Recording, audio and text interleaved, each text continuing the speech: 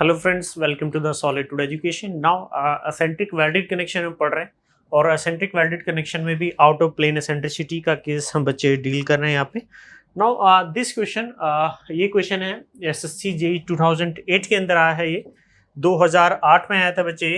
18 number की ये problem थी और काफ़ी अच्छा सवाल, ठीक है, बहुत ही अच्छा सवाल है। आपको पढ़ना, ध्यान से सुनो, इधर क्वेश्चन को देखो एक बार, ध्यान से पढ़ो क्वेश्चन को सभी लोग, उसके बाद करते हैं। कैलकुलेट द मैक्सिमम लोड, ये एक्स नहीं मैक्सिमम है।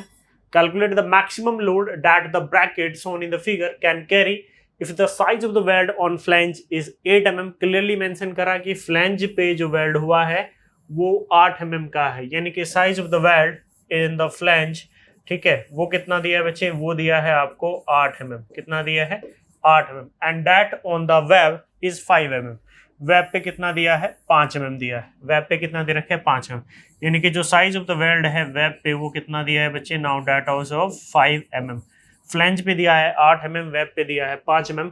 The allowable shear stress is 102.5 Newton पर mm स्क्वायर। जो अलाउेबल शियर स्ट्रेस की वैल्यू दी है वो 102.5 न्यूटन पर mm स्क्वायर दी है। क्वेश्चन आपका WSM का है, वर्किंग स्ट्रेस मेथड का है। इतना देख के आपको समझ में आ रहा है। बहुत सारे बच्चों का डाउट क्या रहता है इस क्वेश्चन में कि ये सर फिगर है हमारी, now this is the figure, ये मेरा आई सेक्शन हो गया और इससे मैंने एक फ्लैंज, इससे मैंने एक ब्रैकेट कनेक्शन अटैच कर रखा है। यहाँ पे जो वेल्डिंग पोर्शन दिखाया गया है बच्चे, यहाँ पे जो वेल्डिंग पोर्शन दिखाया गया है केवल इस लेंथ में दिखाया गया। बच्चे बोलते हैं कि सर जब हम सॉल्यूशन करते हैं उसने यहाँ पे तो वेल्डिंग दिखाया, भाई बेटा कैसे दिखाएगा, ये आपसे सेक्शनल व्यू दिया है, एक तरह से प्लान व्यू नहीं दिया। आपको वेल्डिंग तो तभी दिखेगी ना, यहाँ पे फ्लैंज वाले पोर्शन पे इस तरफ और इस तरफ, यहाँ पे इस वाले पोर्शन पे। नाउ ऑन दिस पोर्शन और इस पोर्शन वेल्डिंग कब दिखेगी बच्चे, जब आपको टॉप व्यू से, टॉप से दिखाएगा तभी तो वेल्डिंग दिखेगी ना। क्वेश्चन में देख के समझ में आ रहा है ना, उसने क्लियरली मेंशन किया है कि फ्लैंज पे भी वेल्डिंग की है और वेब पे भी वेल्डिंग है। जो size of the welding on the flange is 8 mm और वेब पे जो साइज है वेल्डिंग का वो कितना दिया है बच्चे, 5 mm है। फ्लैंज पे 8 mm है और वेब पे 5 mm दिया हुआ है।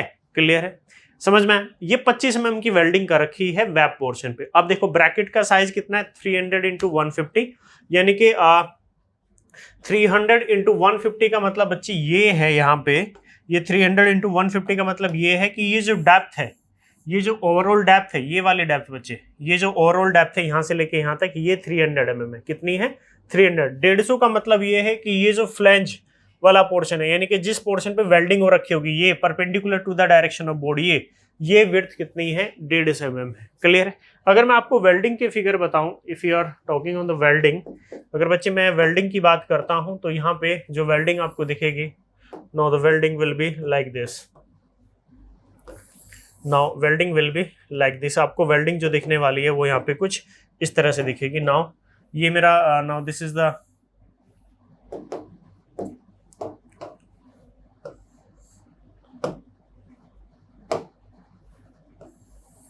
ये बच्चे मेरा, now this is the flange portion, इधर भी मेरा फ्लैंज पोर्शन है, and now here is also a flange portion, यहाँ पे भी मेरा फ्लैंज पोर्शन है। और now there is a web section, ये मेरा फ्लैंज पोर्शन हो गया, ये भी मेरा फ्लैंज पोर्शन हो गया, ठीक है। तो जो मेरा वेब पोर्शन होगा, now the web portion is here, ठीक है, ये मेरा वेब पोर्शन हो गया। क्लियर है बच्चे, ये मेरा वेब पोर्शन हो गया। समझ में आ रहा है, कुछ इस तरह से वेल्डिंग की गई। ये जो ओवरऑल डेप्थ दी है आपको, now this is the overall depth, ये 300 mm है भाई, ये 300 mm दी है। नाउ दिस फेस से लेके ये फेस तक ये जो डिस्टेंस है ये कितनी दी है बच्चे, now this is of 300 mm। ये कितनी दी है, 300 mm दे रखी है। ये जो विड्थ दे रखी है यहाँ पे ये कितना है, दैट इज 150 mm। ये भी 150 mm है आपका, and this is the also 150 mm। ये भी आपकी 150 mm दी है। इधर भी आपकी कितनी दे रखी है बच्चे, इधर भी आपकी 150 mm दे रखी है, ठीक है। ये भी 150 mm, नीचे भी 150 mm, सिमेट्री आएगा, ठीक है। और ये दी है 300 mm। क्लियर है सभी को। अब वेल्डिंग कितने फेस पे हो रखा है, केवल लेंथ कितनी, 25 सेंटीमीटर। 25 सेंटीमीटर का मतलब है 250 mm। 25 सेंटीमीटर का मतलब कितना हुआ बच्चे, 250 mm, यानी कि ये जो चीज दी है उसने, ये कितनी दी है, 250 mm, ठीक है। 25 सेंटीमीटर मतलब 250 mm हुआ, ठीक है। ये 250 है, ये 300 है, तो 250, 300 माइनस 250, 50। तो 50 का मतलब बच्चे ये हुआ, 50 का मतलब ये हुआ कि ये भी कितनी बची, ये भी 25 mm बचा, चूंकि सिमेट्री है और ये भी 25 बचा, 25 मिलके कितना होता है 50 ही तो होता है, 25 मिलके कितना होता है बच्चे 50 होता है। ठीक है, ओवरऑल है 300 में से 250 गया, बचा 50 में दोनों तरफ सिमेट्री आधा, 25 इधर और 25 इधर हो गया, 25 इधर और 25 इधर हो गया। ठीक है, now this is the neutral axis. ठीक है बच्चे, ये आपका क्या हो गया, now this is the neutral axis, ये आपका न्यूट्रल एक्सिस हो गया। ठीक है, now this is the neutral axis. ठीक है, now this is the neutral axis, ये आपका न्यूट्रल एक्सिस हो गया। क्लियर हुई बात?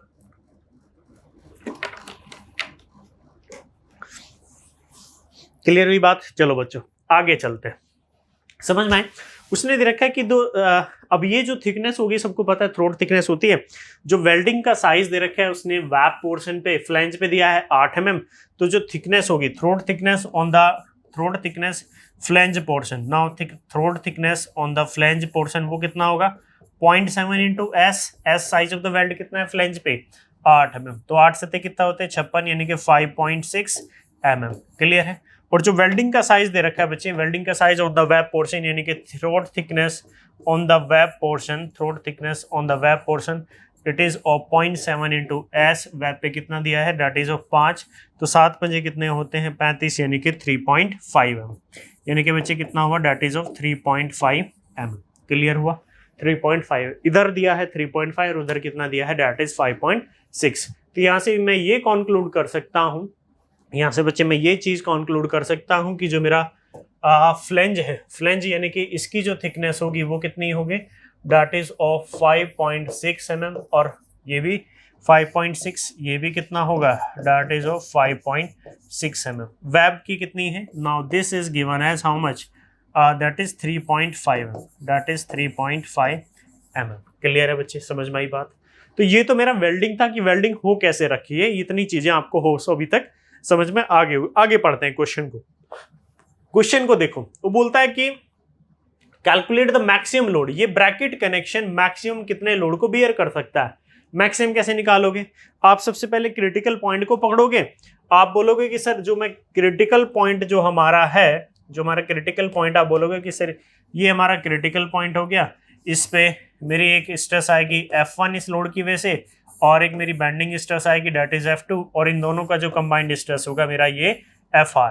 सेफ्टी कनेक्शन की तभी होगी जब ये रिजल्टेंट स्ट्रेस या कंबाइंड स्ट्रेस मेरी परमिसिबल स्ट्रेस से कम होगी, और परमिसिबल स्ट्रेस कितनी दी है 102.5। F1 F2 आपके टर्म में आ जाएंगे लोड के, और वहां से क्या आ जाएगा बच्चे आपका आंसर आ जाएगा। क्लियर है? अब समझ में आई? चलो समझ में आ गया इतनी बात। इस लोड को ट्रांसफर करोगे, इसकी वजह से एक डायरेक्ट शियर स्ट्रेस जनरेट होगा F1, और ये एक बैंडिंग जनरेट करेगा, बैंडिंग शियर स्ट्रेस आपका जनरेट होगा दैट इज F2। दोनों का कंबाइंड स्ट्रेसेस या रिजल्टेंट स्ट्रेस हो गया FR, एंड फॉर सेफ्टी के लिए FR is less than equal to permissible stress FS से कम होना चाहिए। क्लियर? इतनी बात समझ में आई? चलो अब नेक्स्ट टास्क क्या हो गया हमारा कि हमें निकालना है बच्चे F1 और F2। F1 तो सीधा पता है load divide by area of weld, और ये जितना भी पोर्शन मैंने आपको दिखाया ये वेल्डिंग का ही तो एरिया है।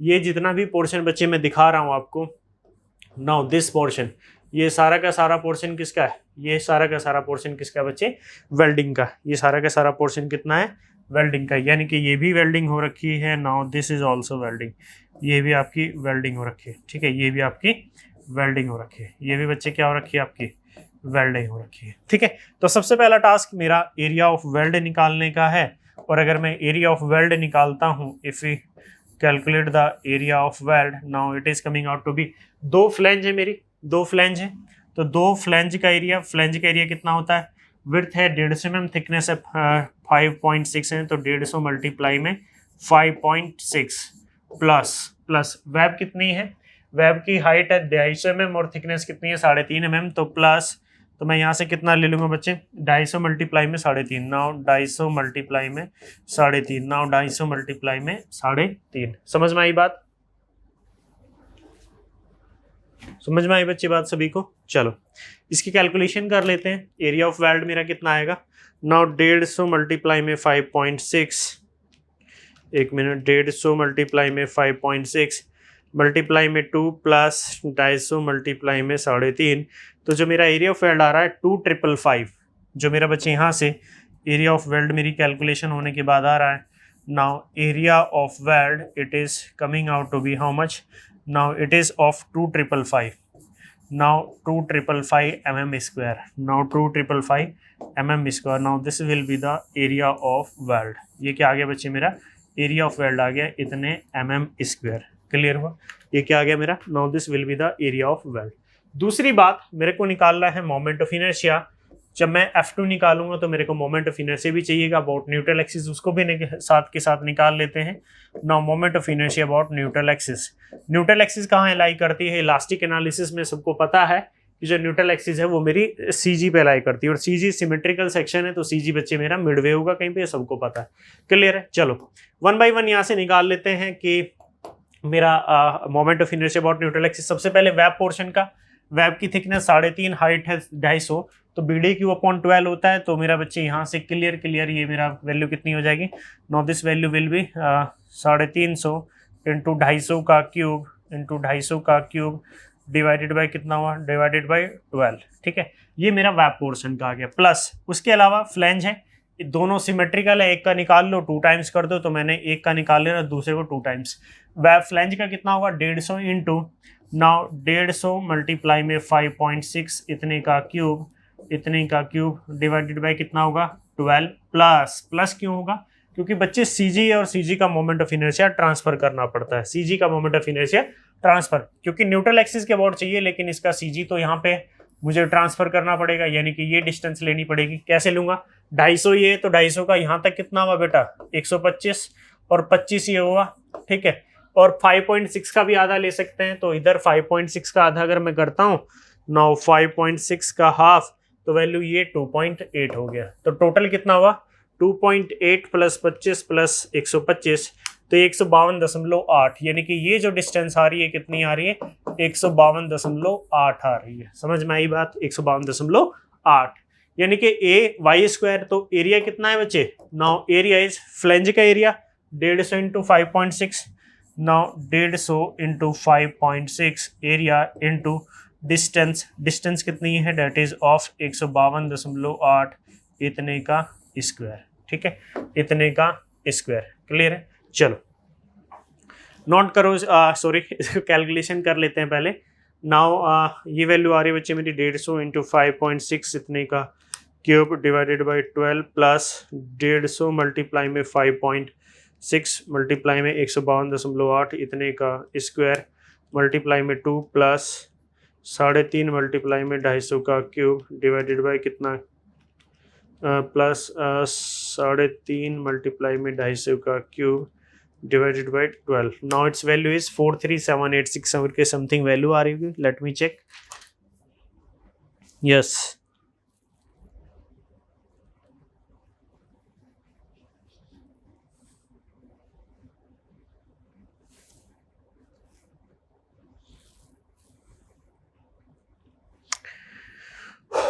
वन मिस्टेक हमने बच्चे कर दी यहाँ पे। क्या मिस्टेक की है? मेरे को एक बात बताओ यार, मेरे को एक बात बताओ सभी लोग, ये वेल्डिंग तो 2 फेस में होगा ना? जब वेब पोर्शन में एक तो इस तरफ वेल्डिंग हो रखा होगा, इसके जस्ट उस वाले पोर्शन पे भी तो वेल्डिंग हो रखी होगी। ये जो वेल्डिंग हो रखी होगी बच्चे, एक तो इस वाले फेस पे हो रखी होगी, ऑब्वियस सी बात है। एक उसके जस्ट अपोजिट भी तो हो रखी होगी वेल्डिंग, वो हमने छोड़ दी, वो हमने सारी वेल्डिंग क्या कर दी? छोड़ दी। ठीक है, तो हमें क्या करना पड़ेगा बच्चे? यहाँ से मुझे क्या करना पड़ेगा? मेरे को 2 सेक्शन यहाँ पे बनाने पड़ेंगे। एक तो ये इधर सेक्शन जो इस वाले फेस पे वेल्डिंग आपकी हो रखी है। कौन से वाले फेस पे? Now this face. और एक जो दूसरी वेल्डिंग हो रखी होगी वो आपके जस्ट दूसरे फेस पे भी तो वेल्डिंग हो रखी होगी।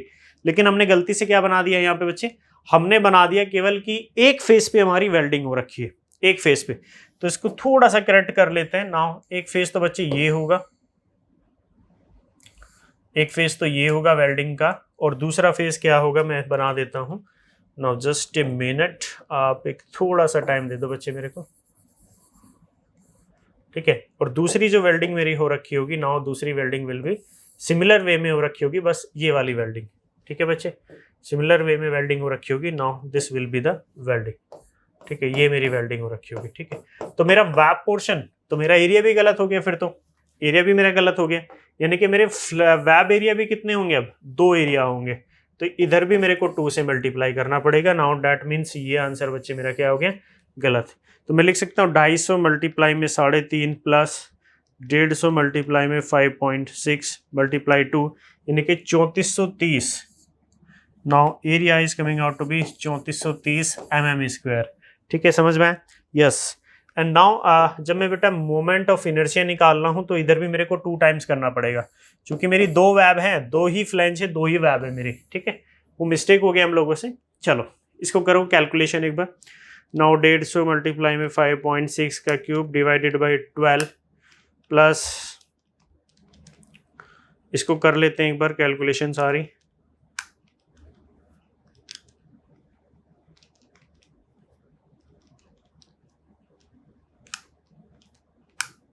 ये बच्चे मेरी वैल्यू आ रही है 48343. यस, इसको मैं डिवाइड बाई कर देता हूँ 10⁻⁶.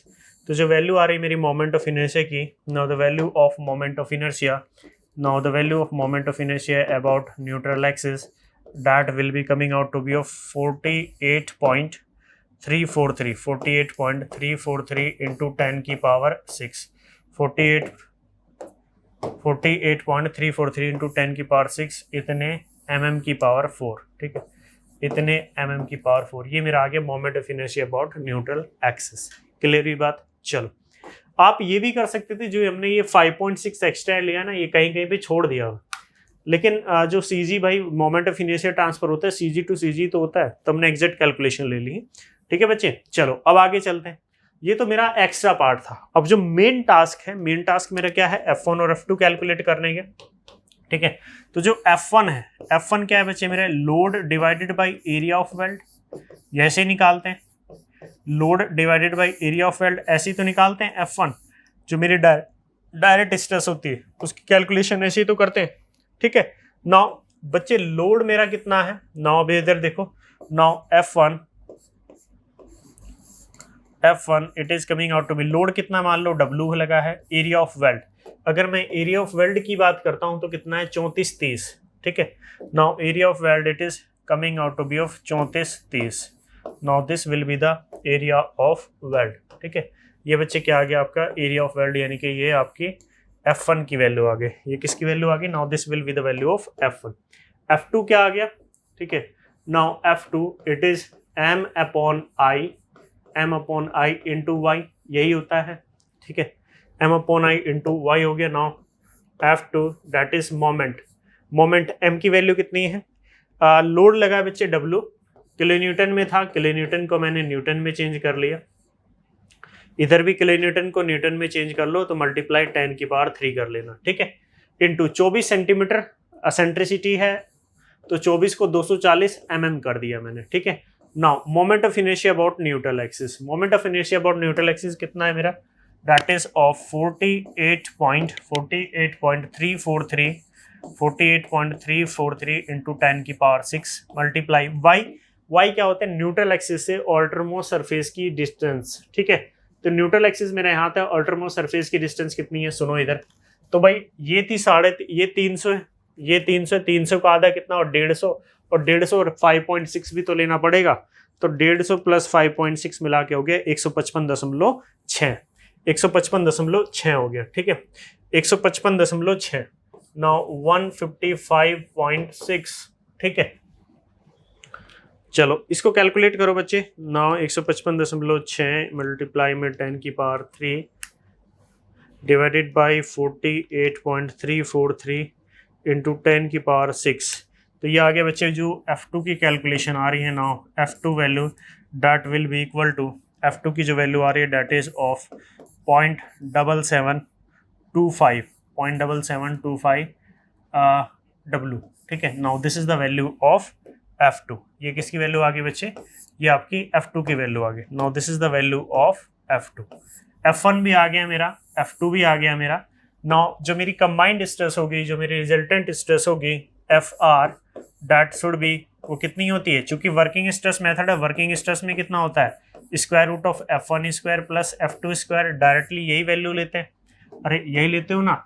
चलो F1, now resultant stress FR it is square root of F1 कितनी है? Now W into 10⁻³ divided by कितना होता है? नाउ 3430 इतने का स्क्वायर प्लस F2 कितना है बच्चे? नाउ 0.7725 W इतने का स्क्वायर. ये किसकी वैल्यू होती है बच्चे? Now this will be the value of resultant stress. ये किसकी वैल्यू होती है? Resultant stress. सॉल्व करो इसको।